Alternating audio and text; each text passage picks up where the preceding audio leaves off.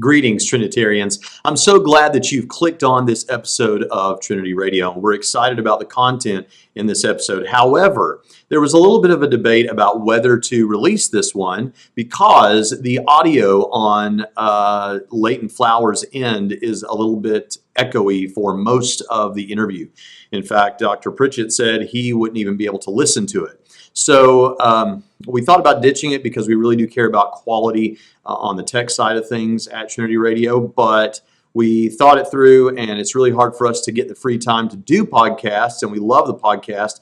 So I thought I'd rather put something out, even if it's not perfect, than to miss a week. So here it is, and I'm sorry about the audio quality on Leighton's end. That's our fault, not his. And if you make it through to the end, well, then may your children rise up and call you blessed.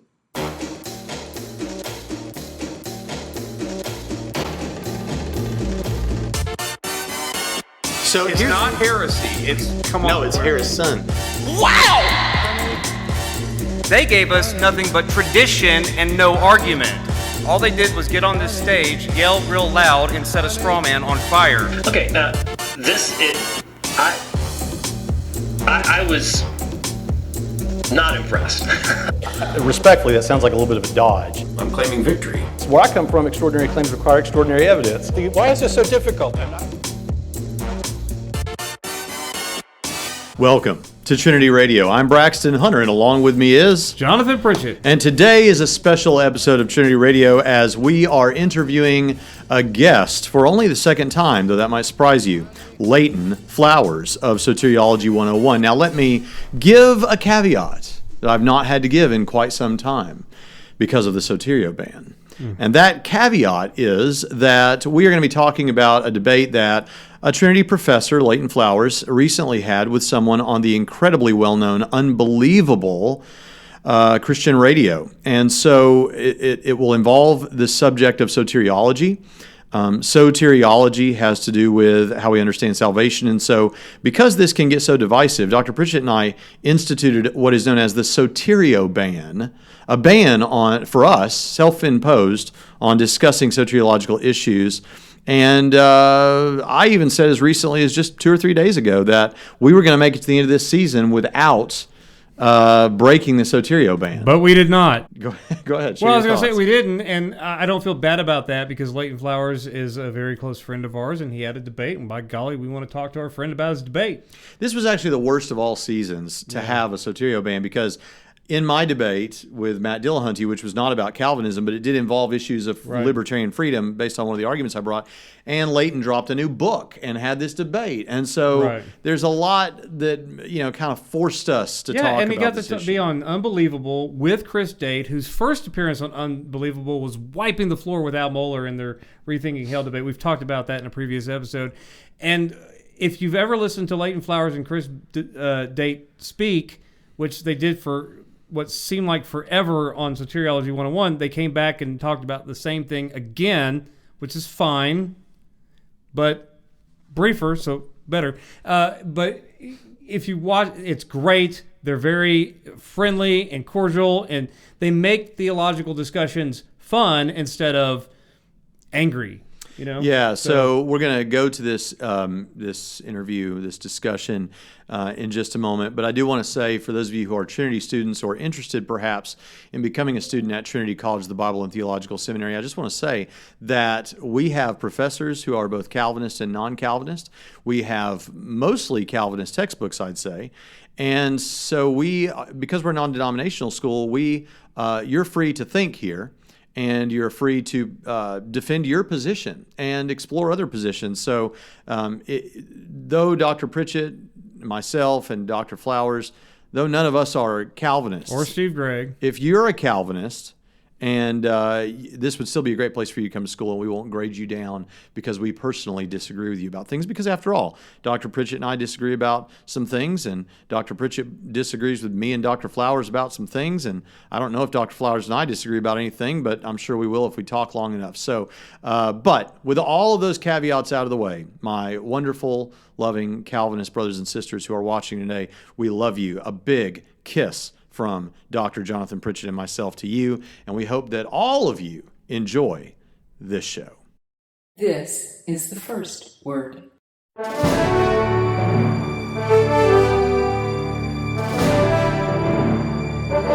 Soterioban, soterioban. Soterioban is the term coined by Doctors Jonathan Pritchett and Braxton Hunter for a season of fasting on Trinity Radio. Fasting from the subject of Calvinism, Arminianism, and a dash of Molinism.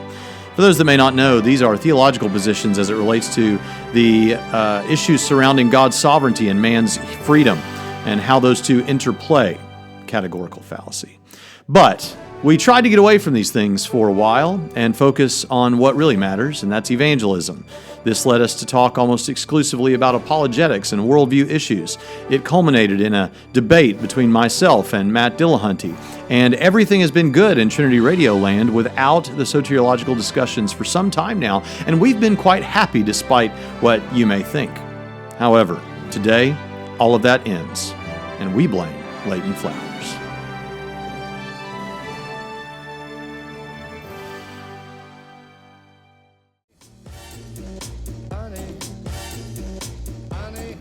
And now, today's topic.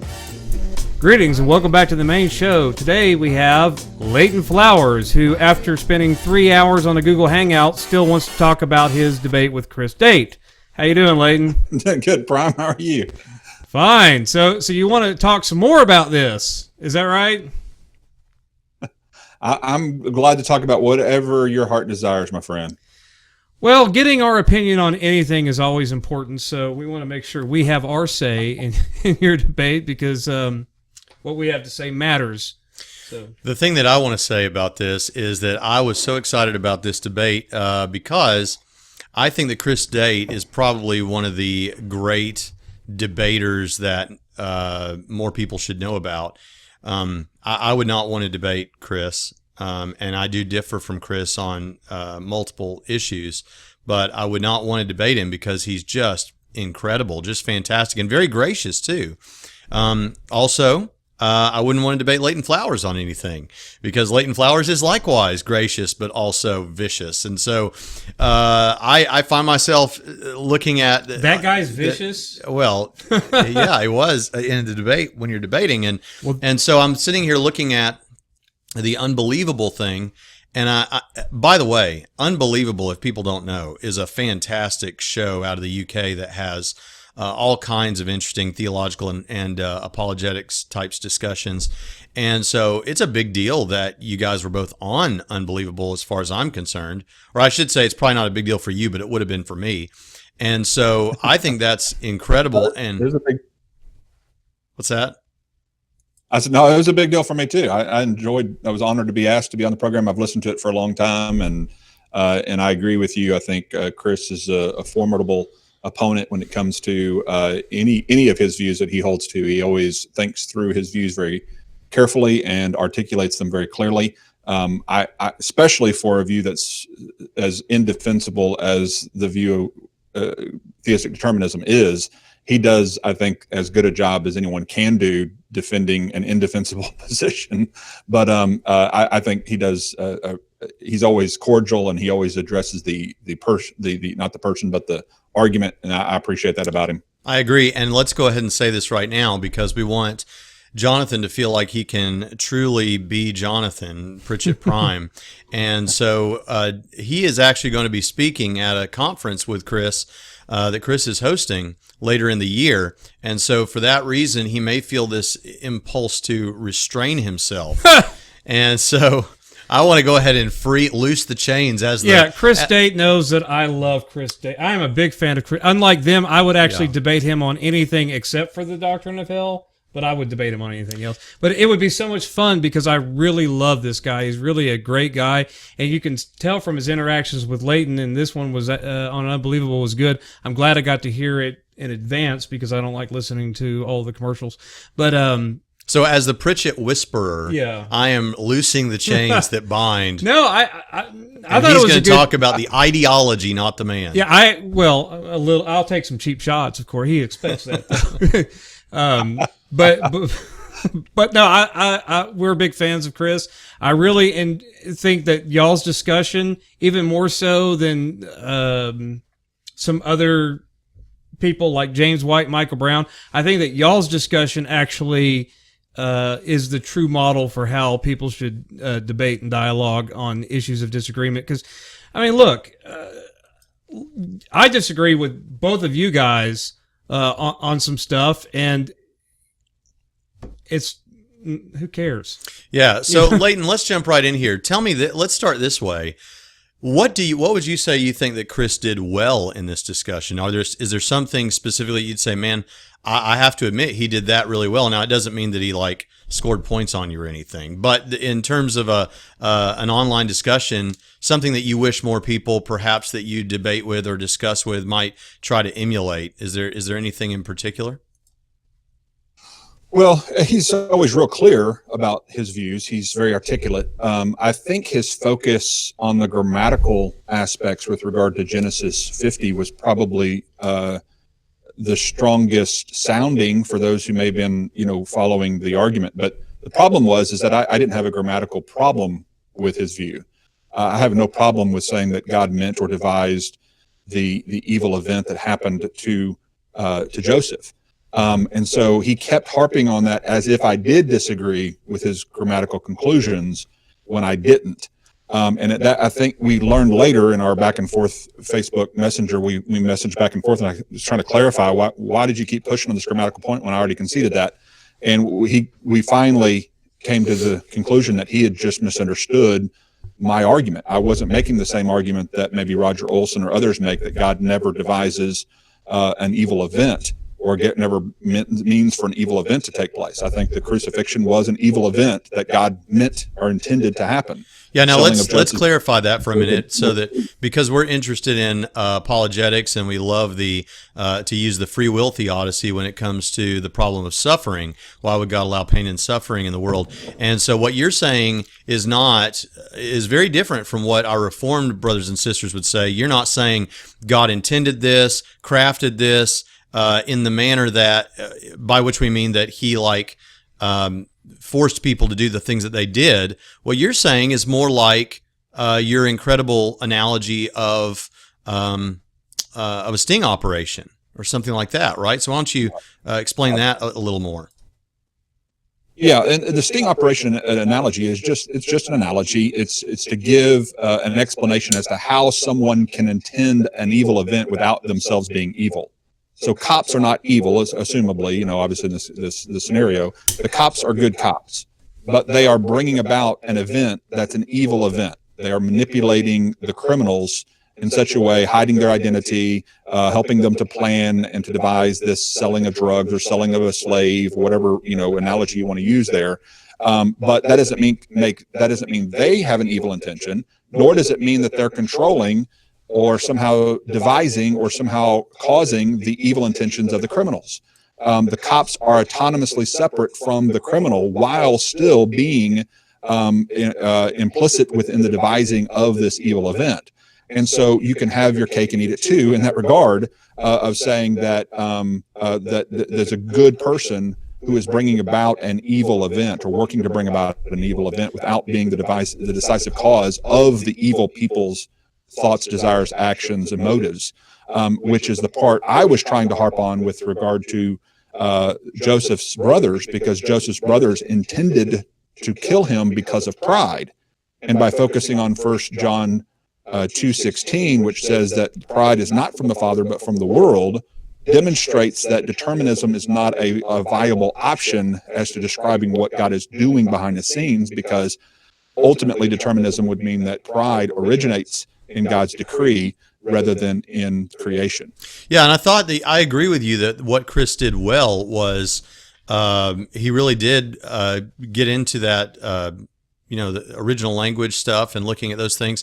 But I thought it was great when you just kind of said, yeah, okay, I can grant you your understanding of that, and I can still make my point, right? I mean, that's what you were trying to say. I read his book, so I knew it was coming. It wasn't like I was surprised by his grammatical argument. I mean, I've heard him talk about it before on other programs, so I wasn't surprised by it. But my plain rebuttal was, yeah, I agree, and then move on to talk about the means by which God does what He does, and that's why I expected Chris to follow that, because he's otherwise very sharp and usually understands arguments pretty clearly and pretty well. And I thought he already kind of knew what I would be saying too.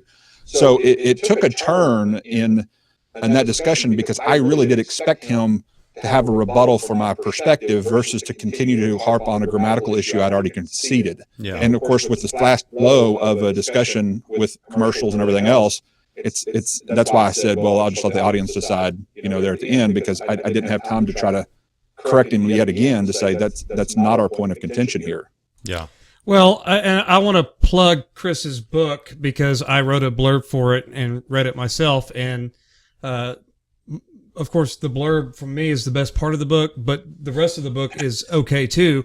So I highly want to recommend it. I think it's, you can get it on Amazon, but I think it's also going to be coming out for our, Logos users. So they should pay $20 just to get your blurb. That's what you're saying. No, but, the thing about these blurbs is, guys, we really need to stop giving those out without kickback. So, I mean, forget ethics. Hey, he asked me for a blurb, and I didn't give him one. Of course, I just forgot to give him one. Well, I actually read the books that I give blurbs to. It's a good book. It's one of the better debate books on that subject for people just wanting to get into it. But anyway, so I wanted to plug the book. Here's my thing about this whole grammar business. We're seminary educators, so we see this a lot with seminary students who have a year of languages under their belt. They think that they can go to the original languages and make a grammatical point to press a metaphysical claim.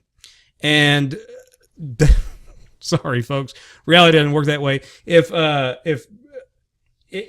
take God out of the sentence and put Jim Bob there, nobody would be making metaphysical claims, right? About Jim Bob. About Jim Bob, because Jim Bob intended it for good to bring about whatever. Okay, you swap that out. And that's exactly why I use the cop analogy, because showing Jim Bob the cop intended that as selling of drugs doesn't prove Jim Bob, Yeah, there's nothing about Jim Bob's deterministic. Right, there's no Jim Bob determinism. There's no Jim Bob eternal decrees. Well, there's no two wills in Jim Bob. You don't jump to all of these metaphysical claims just because one party intended the same thing, another party intended for a different reason.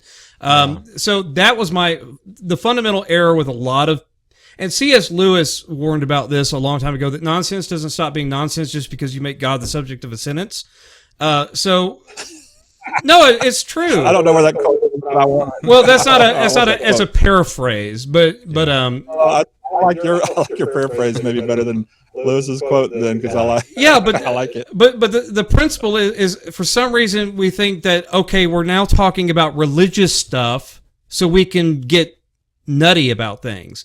Now determinism may be true. Compatibilism, whatever may be true. There may be some all-encompassing deterministic decree, whatever. You're not going to get it from Genesis 50:20 because it doesn't even talk about any of that. But I agree with your claim, because I made that claim in our debate, that you're not going to get it from any single text in the Bible, because I agree with you that there's no Bible verse that demands philosophical theistic determinism as a metaphysic for understanding how the unfolding of time and human volition works with God's actions in the cosmos. You don't get it. That's why no matter how many times our dear Calvinistic friends want to insist, half the things that they're talking about aren't even, their proof texts have nothing to do with the subject that they're pressing them in the service for.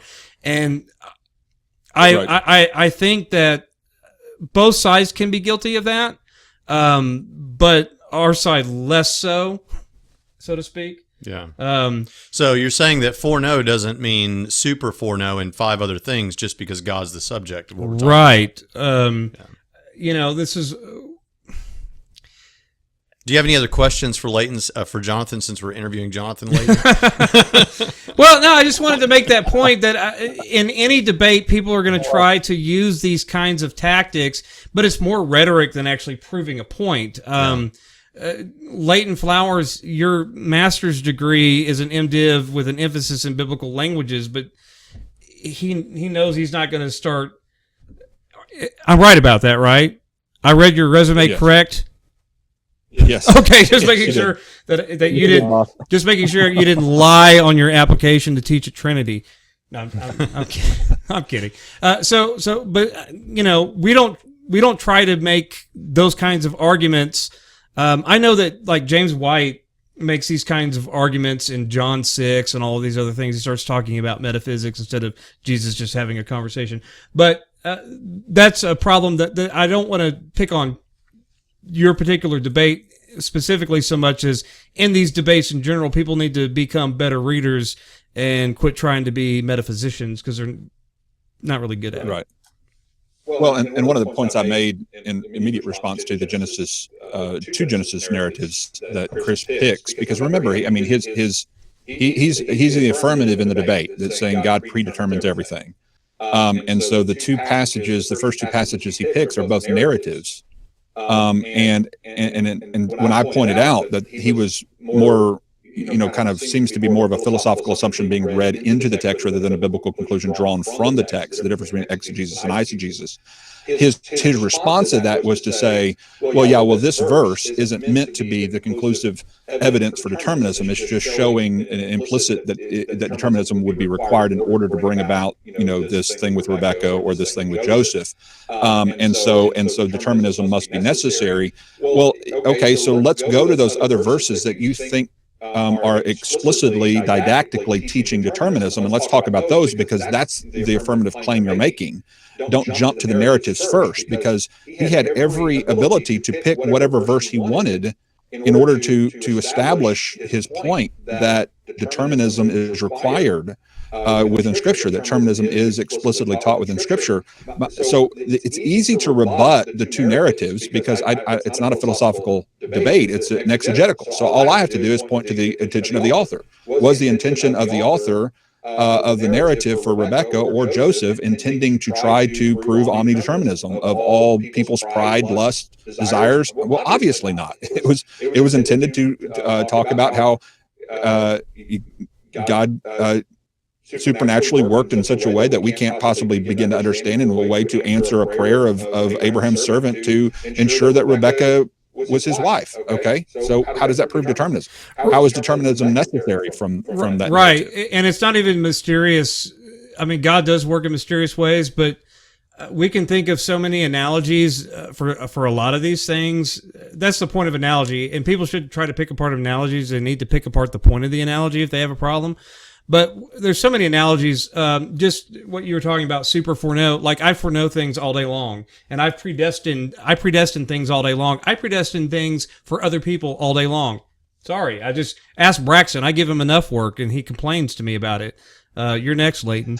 So I can use all kinds of things as rods in my hand when other people have intentions to do other things, and if people can do that without metaphysical determinism, I don't see why God. How much more so can God do it without needing determinism to be true? I think people create a lot of equivocation fallacies here, because a Molinist could say very easily, yeah, God predetermines everything. Determine and determinism, you can't make equivocation fallacies. Those aren't the same thing. To determine something and for something to be deterministically determined are two different things. Like, all of my free will actions can be compatible with God's plans for the cosmos. That doesn't mean compatibilism is therefore true, because compatibilism is the idea that free will is compatible with determinism. But when I say that what I'm going to do is compatible with what God's plans for me are, that doesn't mean I'm evoking compatibilism as a philosophical, theistic, deterministic metaphysic. So we need to be careful what we say here and be crystal clear, because I think a lot of people get confused that if I say God predetermines something, that doesn't mean determinism. Right, and I think the Molinism thing is a great point. I mean, Molinists would have absolutely no problem with the Isaac and Rebecca thing. I mean, William Lane Craig goes on and on about how, just think about how it is that God would have to choose among a feasible world of free creatures in which all of these things conspire such that Winston Churchill is born. So I mean, that is as specific. And that given is your the fact, William Lane Craig. Well, I can do a much better William Lane Craig, Jonathan. And especially if when you say something silly, I kind of have this condescending tone. But anyway, the point is that being much further along down the trail of human history is even more specific than the Isaac and Rebecca thing. But you make a fair point that, Yeah, we can explain those things philosophically, but you're looking for a text here, Chris, that actually intends to teach, the author intends to teach the determinism. Is that what you're saying? Well, if it's an exegetical debate, it has to be. It has to have. It has to have a clear exegetical, meaning the author intended to teach this particular philosophical worldview or this particular doctrinal truth. And neither one of Genesis passages. Now, you may argue that Acts 4 could meet that criteria, and we do discuss that later in the broadcast. But neither one of the Genesis past narratives that he referenced have any kind of didactic teaching which would in any way indicate that the intention of the author was to teach omnideterminism of men. And I would even argue, what I argued in the debate was, if you've got, let's say you've got 5 possible philosophical explanations as to how God brings about this particular narrative. And one of those impugns God's character by and contradicts something that the Bible says elsewhere, like pride is not from the Father but from the world. The first John 2:16 verse says. Then you can't conclude that is one of the possible philosophical options. You have to take it off the table. So you're left with 4 possible options. And one of them says, like open theism, for example, and I'll stir up my open theist friends pretty good here with this comment by saying, okay, well, there's other verses that talk about God's knowledge of all things. And therefore, I have to take that one off the table because open theism, the claims of open theism contradict other very clear, explicit didactic texts about the character of God. Now, notice that's debatable, and you can debate those points. But the point I'm trying to say is that if you've got 4 or 5 different philosophical possibilities, and it seems clear that other verses take those philosophical possibilities off the table, then that is the argument that's falsifying that possibility. And Chris never answered that argument. He never went there. He never went to 1 John 2:16. He never answered that argument. He just went to, again, back to the grammatical point that I'd already conceded, and focused on things that were really inconsequential to the point I was attempting to debate. Yeah, and I'll tell you something else. If you want to do that, if you want to take just narrative stories and try to look at the philosophical implications that may arise from those, then that works in our favor all day long. That works in the open theist favor all day long. Classical theism doesn't survive page 2 of the Bible when God wants to see what Adam names the animals. I mean, you can, if you want to start using those kinds of texts to make metaphysical claims. I mean, I've said many times that if you go to look at the story of Cain and Abel, I mean, after Cain offers a bad sacrifice or bad offering, but before he ends up killing Abel, God strongly implies that, hey, you don't have to do this. You can do better than this. You can do otherwise.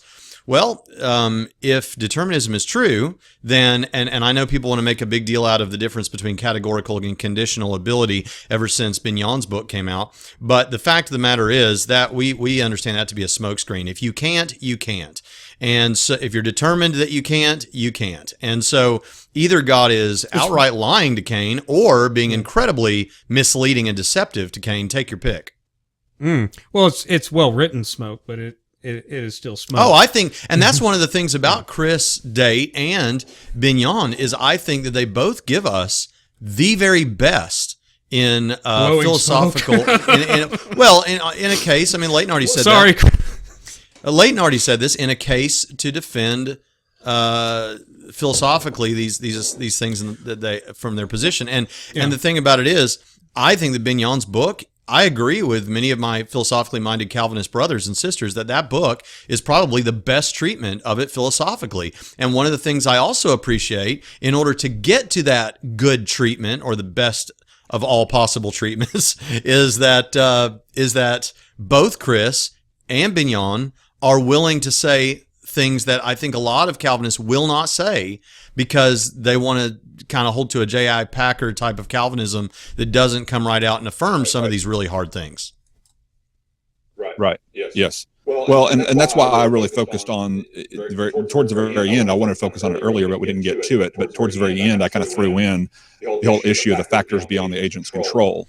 because ultimately that's what libertarianism is seeking to defeat, is that somehow people are judged or condemned because of or due to factors that are beyond their control, which I think intuitively we know it to be wrong. In every other situation, I think even our Calvinistic friends would conclude with us that to condemn somebody because of something that is beyond their control in every sense of the word is intuitively evil, intuitively wrong. Intuitively wrong to condemn somebody because of the color of their skin, because that's a factor beyond their control. It's intuitively wrong to condemn somebody for a mental deficiency because it's a factor beyond their control. It's intuitively wrong to condemn somebody that you found out had a mad scientist put a node in their brain controlling their desires. It's intuitively wrong to condemn them for their actions if you found that to be true. It's intuitively wrong to judge and condemn people due to factors beyond their control. This is one of the reasons that so many Calvinists will concede that babies that are aborted or infants who die go to heaven.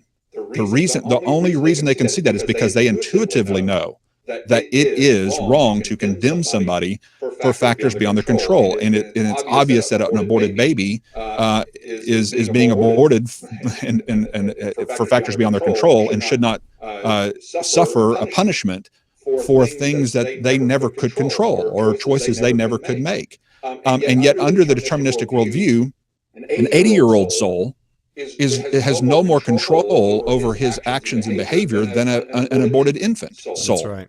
And therefore, intuitively, we know it is just as wrong to condemn the 80-year-old under determinism as it is the 8-month-old under determinism, because in both situations, they are being condemned for factors that are beyond their control. That Bignon's book never answers. It just special pleading says, oh, well, it's wrong to condemn them if they have no arms, but if they have no desire, despite the reason they have no desire, if they have no desire to hug, as the analogy that he uses there, then he's condemnable. Yeah, you're speaking to the difference between the... Go ahead.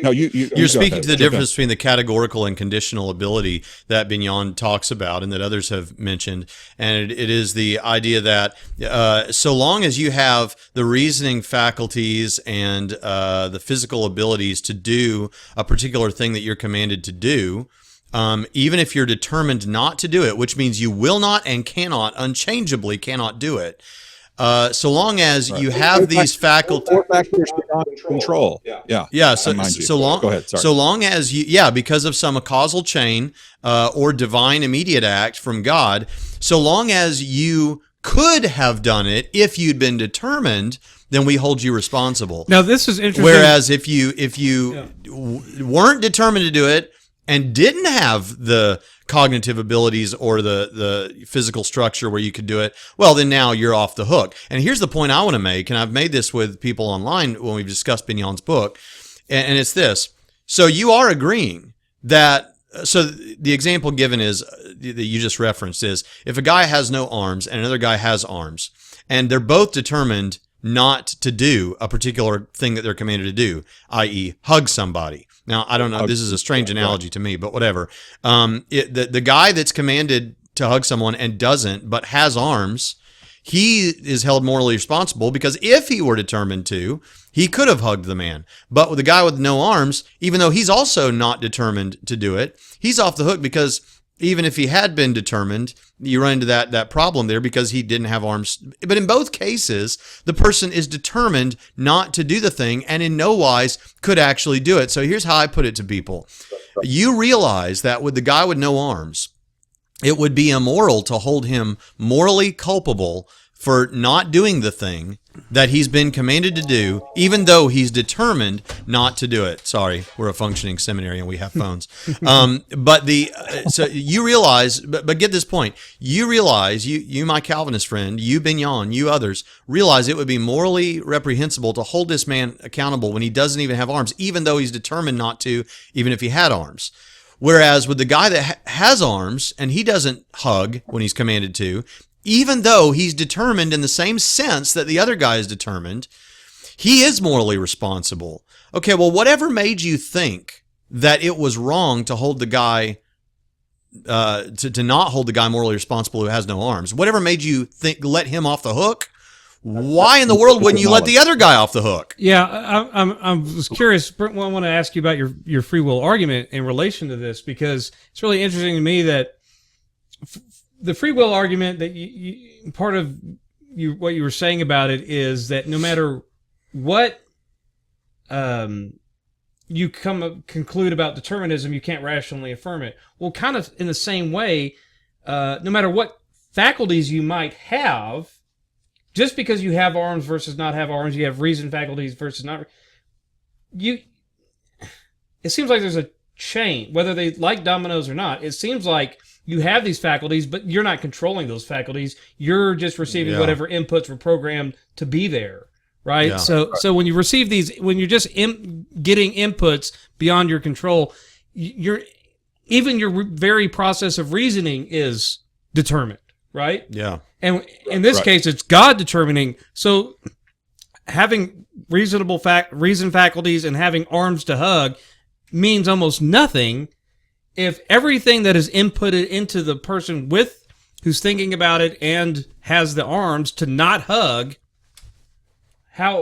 Where's the difference? In either case, you can't do The it. question I would ask, and you guys can do this probably, because I think, I know Braxton, you've read the book, Bing Young's book. I think Pritchett maybe has, I'm not sure, but you're good at entering into your opponent's mind and anticipating what his arguments would be. So I'm interested in what you think Bing Young would say, or maybe Chris Date would say, if asked the question, why would it be wrong to hold somebody accountable for not hugging who doesn't have arms? Yes, and I'll tell you something. I've actually been challenged on this, and I actually tried to preempt it just now a moment ago, because what I've heard said and what I think Bignon might say is, when you say, Braxton, that the guy who has arms is commanded to hug and doesn't hug because he's determined not to hug, that man shouldn't be held morally responsible, where the other guy with no arms shouldn't be held in the same way that he shouldn't be held morally responsible. You're merely presuming that. You're just intuiting that. You can provide no evidence of that besides just it feels wrong. I'm just presupposing it. Whereas, and so my response to that is, well, are you not presupposing it and presuming it to be true that the guy with no arms shouldn't be held morally responsible? And they'll have to say, that's why that's called special pleading, right? And they'll say, he shouldn't be held morally responsible, and everybody knows that, right? We can imagine them saying, and I'm saying, that's what I'm talking about. Why? Right, and I'm saying, if you think there's something in your head that forces you to say, this guy with no arms can't be held morally responsible, because of course he couldn't do it. Of course it just seems wrong to hold him morally responsible. Okay, whatever is leading you to have to say that, I grant you it's intuitive, but whatever's leading you to have to say that, guess what? That's the very reason we have to say that about the guy who's determined but has arms, because in neither case can he do it. Which is exactly why I point to infants that are aborted as being saved, even under many Calvinist theologians like Piper and others do affirm that infants are saved. Because why? Because of factors that are beyond their control, because they aren't going to be condemned for factors beyond their control, just like it's not control of the man without arms' ability to hug. And so you intuitively know we can't judge that guy. Okay, we can't condemn that guy. Right. That intuitive knowledge is the exact same thing we're appealing to as to why you can't condemn the guy who is totally disabled from birth, morally speaking, under the tulip systematic. And that charge Bignon never addresses in his book. He just special pleads and says you can, just an ad hoc claim, if you will. Just you can't condemn this guy with no arms, but you can condemn the guy with arms. And I think that, I don't like to try and psychologize my opponents, but I'm going to say this: I do not believe that they would come to any other conclusion but the one that you and I have arrived at, if it were not for the fact that they think that one, their systematic holds this, their grid holds this, but secondly, they really do believe the Bible teaches this. Now, here's where I appreciate my Calvinist friends. If they really think the Bible teaches that, and they recognize it's tough, but the Bible teaches that, well, praise God that you're trying to uphold the Bible. I appreciate that you're going to the Bible even when it drives against your intuitions, because we all have to do that. Because for a lot of people, it seems intuitively wrong what we think, what the Bible teaches about homosexuality, but we go to the Bible, and the Bible's our authority. So I appreciate that, but I just think but you don't have to hold that systematic. We think there's a better systematic that actually affirms your intuitions. That, because I just don't believe, unless they've convinced themselves of it, that they would not come to the same conclusion as us about the guy with arms that's determined not to hug versus the guy with no arms that's determined not to hug. Yeah, that's why I thought this debate was kind of interesting, that it was an exegetical debate in fighting over passages. When I've told y'all, my thing is, we're not going to talk about the Bible. You have your interpretation, I have my interpretation. Let's see if your idea can get off the ground before we talk about any Bible verse. I mean, because you have your interpretation of Acts 4, they have theirs. You can both make it work, I guess. Let's see if your position, theistic determinism of whatever variety, is worthy to be considered to take into the Bible and find it there in the first place. Right. So, for us, we think that determinism creates logical contradictions in the character of God. It creates contradictions in the existence of God, I think, because it attacks some of his attributes. So we need to have those kind of conversations. But in the exegetical sense, I found it interesting that Chris... So in Romans 8:29, when people talk about foreknew, they go to some sort of, well, this language has certain whatever about intimate knowing of people, which is fine. I still kind of object to it. I agree with Thomas Morris. I agree with James Barr before him that you can't just dump all this freight into words before, just because God's a subject. But there's a sense where he's not talking about in Acts 2, he tried to preempt any, I don't know if you were going to make this argument or not. I thought it was interesting where he delivered to the definite plan and foreknowledge of God. Well, it's not foreknew. It's not saying God foreknew anybody. It's foreknowledge. It's this thing that God has. And so I kind of thought it was interesting that not only was he treating that as a super duper word in Acts 2, but he said, you can't use that to understand Acts 4, even though the author was reporting this information 2 chapters prior to it about the same thing. So I thought that was interesting. Right. That Chris would do that. I think it's just a problem of premises and presuppositions that you can make these super duper words and then say, but ignore it anyway, because even though it's the same author reporting this information about the same event, about a definite plan of foreknowledge, he's going to talk about it in Acts 4. He's going to report the prayer that they give, but don't read any, even though I'm going to read all this stuff in Acts 2, don't read anything from Acts 2 into Acts 4, right? I thought that was interesting. What say you? Well, I think the foreknowledge aspect of things is the bigger issue, because for determinist, foreknowledge just means predeterminism. I mean, the word predeterminism would be a better word. Or it means some sort of intimate knowing. It's not about just knowing events and persons and whatever. It's a kind of they use it as an intimate knowing way of knowing, because of how the Adah in Hebrew and the Old Testament sometimes, not nearly as much as they claim, but sometimes has that connotation of an intimacy knowing. Adam knew his wife. Sometimes it has a sexual connotation. Sometimes it just has a deep friendship. So they would read more into that. But yes, you're right. Some of them go another way and say, well, it's just another way of saying foreordaining. And it seems like Chris was, now I dispute that semantic range anyway. But it seems like he was doing illegitimate totality transfer, because when I heard him talking about this with you, it seems like he dumped, it can mean for ordaining, and it has an intimate knowledge of people. He's dumping all of these different kinds of meanings into Acts 2 right before he said, but ignore that anyway because it doesn't help you in Acts 4. So I thought that was, but yeah, it seems like they have that meaning, and then this meaning of foreordination, like you're talking about. Crazy. Well, and there's no need to take if a better word is possible, then he could use a better word. He could use the word predetermination or preordination. There's a Greek word for those words. If foreknowledge is the best word, which we would assume under inspiration, God would know the best word for the author to be inspired to use. He uses the term to know beforehand, and to know something beforehand doesn't mean to determine something beforehand. Right. Never has, never will. And so, just as you mentioned before, Billy Bob or whoever can have a general foreknowledge of what criminals would do in a given circumstance. Well, how much more so would God have the ability to foreknow what Judas would do in a given circumstance, or what a Pilate would do in a given circumstance, or what Joseph's brothers would do in a given circumstance. And so God's knowledge being perfect and infinite, he would have even better ability than Billy Bob. And so if Billy Bob, cop, can pull off bringing about an event that's evil without himself being implicit in that evil or the cause of people's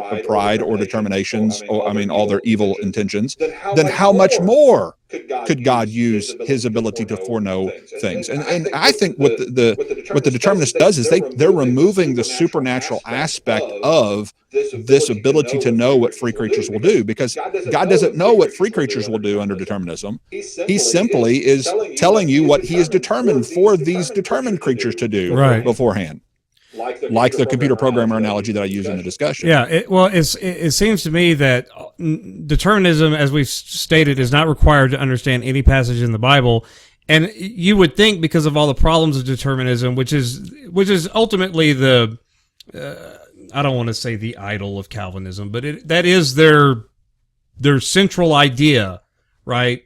But if you can read any text without determinism, my argument is that you should. And I want to plug a thing on your site, because you have a great article that you wrote a couple years ago. I think it was 3 years ago, on like Proverbs 16 type verses and stuff like that. That even those kind of verses, you have great explanations about the casting of the lots and determining the steps and stuff. So if you can, maybe you can send us a link. We'll post that in the show notes. But yeah, but you made a good point there that I want to pick up on, which is like, as many as were appointed unto eternal life believed, right? Mm-hmm. Okay. Does determinism answer that? Would it answer it? Yes, it would. But you know what else would answer it? There are several other things that would answer it. You could go with Leighton's explanation that these were the same people that in the same chapter were already God-fearing Gentiles in the city, right? That had already heard the preaching, or you could go with they were disposed, or you could go with your answer, Jonathan, the correct one. They believed what they had. What did Paul they believe? Had just, they believed what they just heard. Yes. Okay, all of these are possibilities. You could even go with a Molinism answer, but all of these are possibilities. Is Calvinism's answer one of those possible answers? It is an answer that would account for what was said there, but why would you select that one when there are so many better ones that should come ahead of that, right, that don't do the damage to God's character that I think that one does? Well, and also that not only doing God, that may be Calvinists may feel like that's an overstatement to say it's doing damage to God's character, but it's most certainly, at least seemingly, contradicting other passages, like the fact that pride doesn't come from God but from the world, or other passages that say this didn't even enter my mind, or I didn't decree this to cause Judah to sin. In other words, the passages over and over and over again, the James passage that we reference, are separating God from the cause of evil. That's obviously the intention of the author, is to say God is not implicit in this killing of children to Molech. God is not implicit in the temptation of people. God is not implicit in your pride and your lust. It's clearly that's the intention of the author in those texts. Therefore, it takes determinism off the table as a possible explanation of Acts 13 or of Genesis 50 or of any of these other texts that are in question. Because those are contradicting determinism Calvinism's claims. And that's where you get to an exegetical argument rather than a philosophical argument or even a grammatical argument about what the word meant. And that's where I think the debate fell short, is that we ended up focusing on what the word meant, like the word is in the political debates. You just go, oh, okay, why are we microscopically focusing on the word is when obviously we're talking about what was clearly done by the person and what was intended by the person. I think what ends up happening is that when people are put into a debate kind of situation and they're having to defend their issue, what they'll do is they'll get more microscopic and more microscopic and more microscopic, focusing upon a particular phrase and turn of a word or a little node over the top of a particular letter within the alphabet of the original language and say, oh, well, that means this or that must mean that.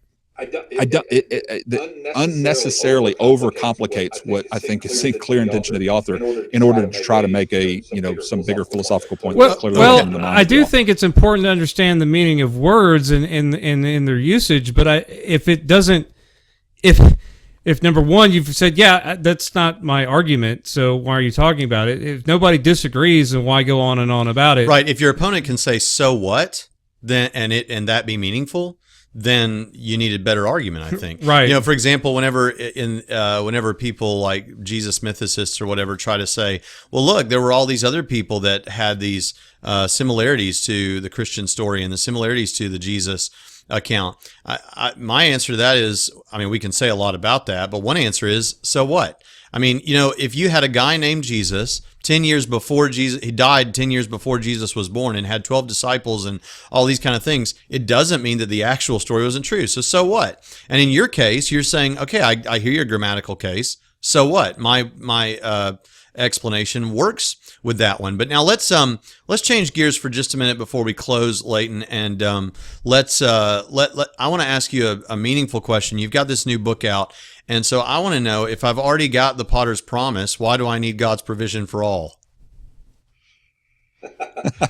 Well, first I want to thank Trinity for publishing the books, both of the books, The Potter's Promise and God's Provision for All. God's Provision for All is more of a positive affirmation and biblical defense of provisionism and God's justice and God's goodness, God's fairness. Whereas The Potter's Promise was really more of first my journey in and out of Calvinism, some philosophical arguments as to why I believe what I believe, some of my journey in and out of Calvinism, and why I did not feel like theologically it held any more water, some things that I'd come to understand about Calvinism and its claims that led me to abandon or recant Calvinism that I'd held to for over a decade of my life, and was a card-carrying member of the Reformed tradition in the sense that I liked being a Calvinist, and I wanted to remain a Calvinist, even when I was studying contrary doctrines to it. And I explain those things, and then I get into some of the biblical narratives with John 6 and Ephesians 1, and most especially the largest portion of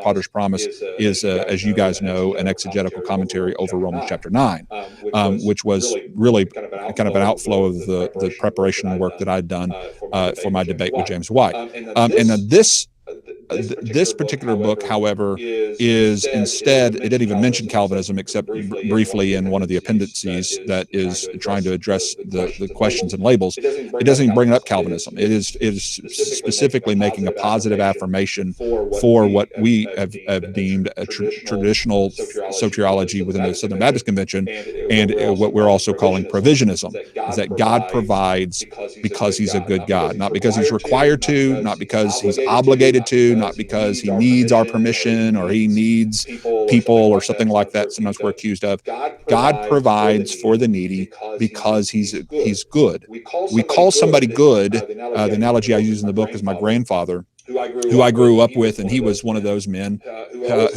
people always come up to me and say, your grandpa's such a good guy. But they weren't just saying that because they felt like, give a platitude because he's died now, and so I just want to say this nice thing about your grandpa. They would actually give me examples of times that he did things for them. He stopped and helped fix their car. He gave them tools, or he gave them a refrigerator or something like that. He was always doing nice things for people. He was helping people in need. And so it was demonstrably good in the sense that he was showing his character by the good things he was doing to provide for those in need. Well, we say God is good for the same reason. He's recognizably good. Why? Because he actually helps people who are in need. He actually provides for them. He doesn't pass by like the Levi in the Good Samaritan story on the other side of the road and just leave them in their incapacitated state. But on Calvinism, if we're going to insert Calvinism in this, Calvinism, that's exactly what God's doing to most of humanity, the mass of humanity, all the reprobates, the non-elect. He has passed by. They even use that term, pass by. He has left them in their completely disabled condition on the side of the road, broken and disheveled, without any hope of salvation. And I can't think of anything worse than a lost soul, except for a lost soul that no one's looking for. And I think that lost soul doesn't exist in our world, because God is desiring for the salvation of every man, woman, boy, and girl, and he has provided the means for the salvation of every man, woman, boy, and girl. And this book is a defense of that truth. Well, wow. Well, amen. I do want to encourage you, after listening to your exchange with Chris, we want to publish Chris on anything, because I think he did a lot better job bringing up his book every 5 minutes than you did bringing up your book every 5 minutes. I think you could certainly take that away from Chris, that you need to plug your Trinity Academic Press books in every other sentence, even if you sound like you're forcing it like he did. Well, I just want to tell you, Leighton, we are proud at Trinity College of the Bible and Theological Seminary to have you as a professor. That's right. And a lot of students come here because they want to learn from you. And so you're a great asset to our school. And I think it speaks to the quality of the education that people can get here. And so, as you do in all of your programs, we want to encourage anyone, if you'd like to learn directly from Leighton Flowers and hear stuff that you wouldn't hear necessarily on his podcast, some of the more nitty gritty stuff that you would get in the classroom, then sign up for a degree program at Trinity College of the Bible and Theological Seminary. It won't cost you nearly as much as it will at some places, but it will be, I think, as valuable or more valuable. And so I would hope that you would check out Trinitysem.edu. You can also learn Christian apologetics and evangelism from me. You can learn a whole bunch of stuff from Jonathan, Dr. Pritchett. And then you can learn from Steve Gregg. You can learn from all kinds of people, Jim Chatham. And so we want to highlight our professors. And I can't think of anyone I want to highlight more than I want to highlight Leighton Flowers. Let me say something about Trinity as well. As one who graduated from Southwestern and then from New Orleans Baptist Theological Seminary, and now one who has taught for Trinity for maybe almost 2 years now. About 3 years now. I will say, it's been three? Wow. Time flies when you're having fun, right? I will say that you will be challenged just as much, if not more, in your education at Trinity than you would at those other schools. I'm not putting down those other schools. I think they're great institutions. But if you think because Trinity is primarily an online institution that you're somehow going to get shortchanged with your education, you are mistaken. In fact, Pritchett and other graders are probably a little bit more strenuous than some of the graders that I ran into in my education process. You will be pushed, and it will be a strong education that you'll be getting online. Second thing I want to emphasize with this is that because of the access of Trinity anywhere in the country, and because of the fact that they don't have to pay for huge buildings and maintaining of huge buildings and the building of new huge buildings and dorms and all these other things, they keep the price that is affordable, so that you, wherever you are in the world, on the mission field or wherever you are in your life span of raising children and all the other things, you're going to be able to have the flexibility to take the courses when you want to. Now, I know we may sound like a commercial for Trinity. they're not asking me to say all of these things. I'm saying this because this is what I have learned, and the reason I partnered with Trinity, even though I love these other schools within my own state and would highly recommend people to go to them. I think Trinity should be one of the first schools that you consider for higher education because of the level of education and because of the great people. And it's balanced.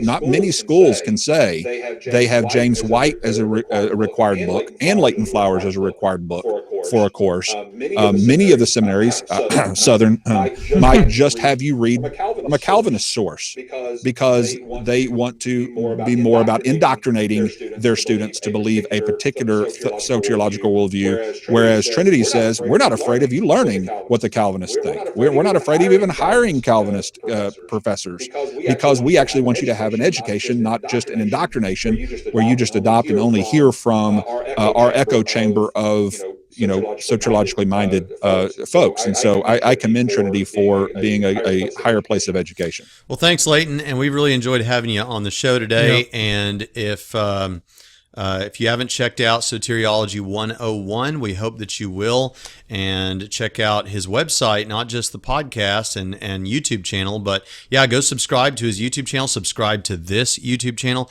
and check out everything that they have to offer. Buy the book. You need this book. Yes. You need to see the ways in which God provides for us and what that says about who he is and how the Bible reveals that. So thanks, Leighton. And and if you haven't checked out the Unbelievable debate, go check that out on Unbelievable Radio or Premier Radio. Or do you have the link for that? Do you have where they can find it? We'll put the link in the because it really is a model of civil discussion between two good brothers having fun, hashing out these ideas. So go check out that, so that you know what we're talking about if you haven't listened to it.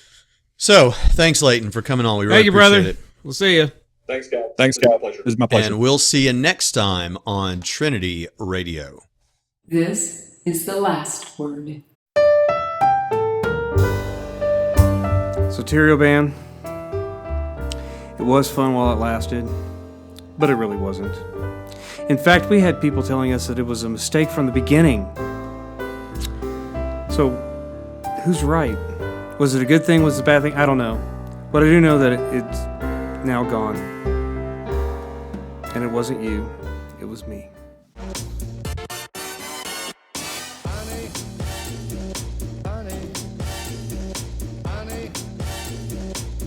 If you would like more content, click here and keep watching Bible studies. Click up here. And finally, we want you to subscribe. We need more subscribers, so click here.